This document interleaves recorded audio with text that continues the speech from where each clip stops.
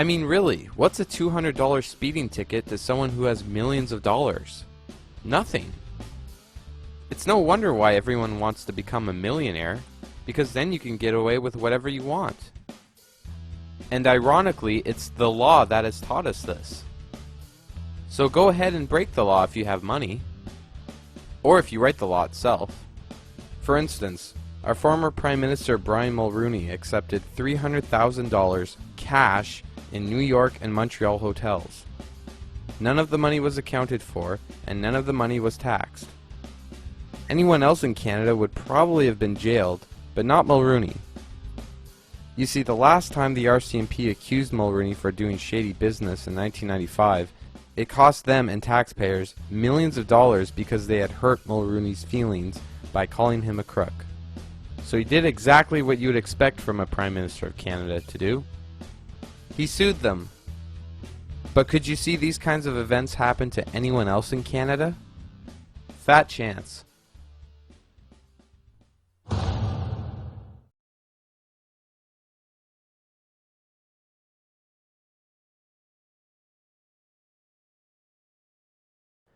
As a matter of fact, the Montreal Police Brotherhood said officers were recently told by their superiors to increase the amount of tickets issued from 18 to 28 tickets a day. The Montreal Police Union president told CTV News that there's only one priority for the City Hall. That's giving tickets, bringing more revenue to the City Hall instead of fighting criminality. The union went on to say that the increased quota mark was due to a $13 million budget cut.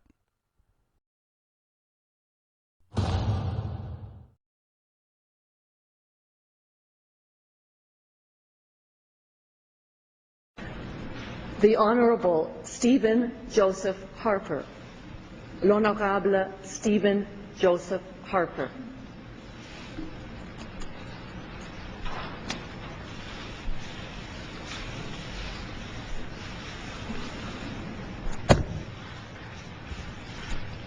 Moi, Stephen Joseph Harper, je promets et jure solennellement et sincèrement qu'au mieux de ma compétence et de ma connaissance, j'exécuterai loyalement et fidèlement les pouvoirs et je m'acquitterai des responsabilités qui m'ont été confiées en qualité de Premier ministre, ainsi Dieu me soit en aide. I, Stephen Joseph Harper, do solemnly and sincerely promise and swear that I will truly and faithfully, to the best of my skill and knowledge, execute the powers and trusts reposed in me as Prime Minister, so help me God.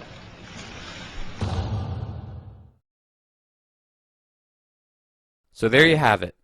Banks, governments, and law. Originally all great things, but they have all been hijacked from the people and used as tools to establish a one-world totalitarian government. Let me close just one more thing on this question of sovereignty. It's very difficult for a large country to accept that somebody is going to come in, like the United States or like the Europeans, and is basically going to come in and say, you're not doing your regulation in a proper way. Fair game. But what's going to happen when China and India are economies as powerful as the United States or Europe? And what's going to happen when there's a mortgage meltdown in India? What's going to happen when a Chinese hedge fund goes under? And that the results of that tsunami don't stop at the Chinese or the Indian border, but that in fact you find them in Idaho and Iowa and California. Who's going to deal with that? Unless we're prepared to understand that in fact we're all going to have to give up a little bit of our sovereignty in order to make the world work. I hope that that also is something that the G20 comes to deal with. So those are the issues that I've got to deal with. I think that we are really at the beginning of a very different era. 1944, the great minds of the world, Dexter White, John Maynard Keynes, and a bunch, essentially laid the foundations for the Bretton Woods institutions and the United Nations. And they built a system which functioned for over 50 to 60 years.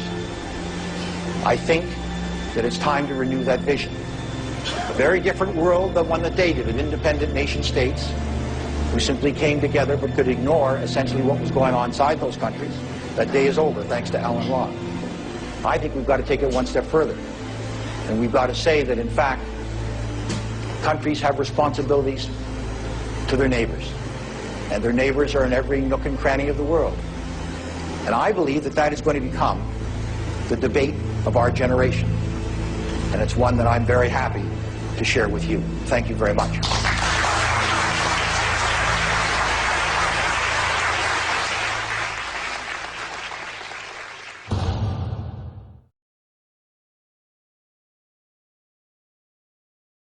If there's one thing we've learned from history, it's that no one can resist the pursuit to conquer the world.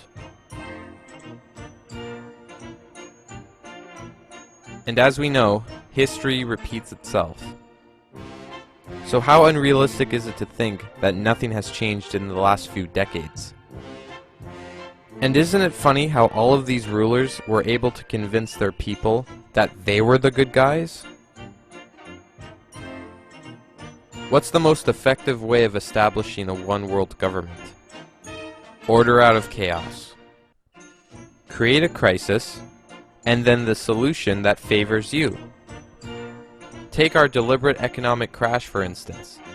It's the worst in our world's history, but when you see how the monetary system really works, it's clear as day why the world banks just happen to be the ones to pick up the pieces. They're people we never voted for, but do attend secret meetings with our world leaders, bankers, media members, and corporate billionaires.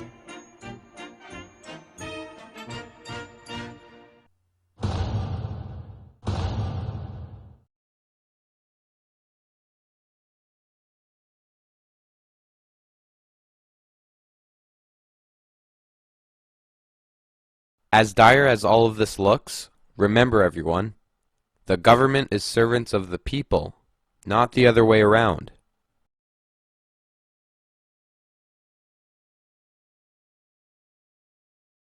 They work for us. So do the patriotic thing and don't vote this coming election. As we've seen, it doesn't matter which way you go. Strategic voting or lesser of two evils, read the same thing on the ballot. Don't do it. So what do we do instead? Just pick up the phone.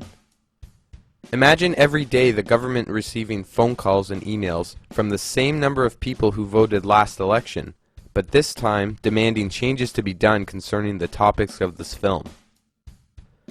The government staff would be overloaded and will be forced to deal with the real issues. This would be true democracy. Not this. So call now.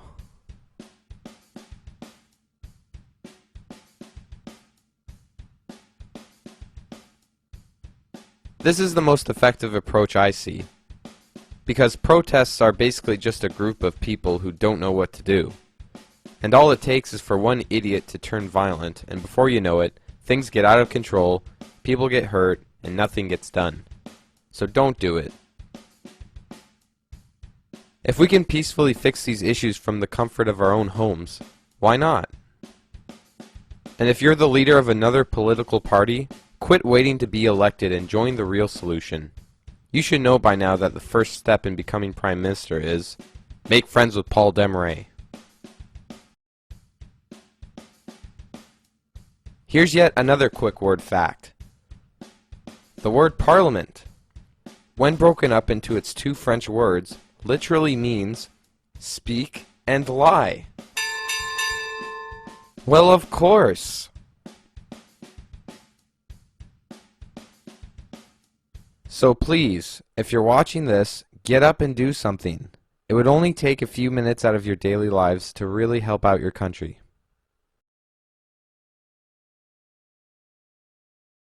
If you would like to support the people who brought you this film, there are numbers of ways to do so. Raise awareness. Spread this movie around. Burn copies of it, email the video, whatever you have to do.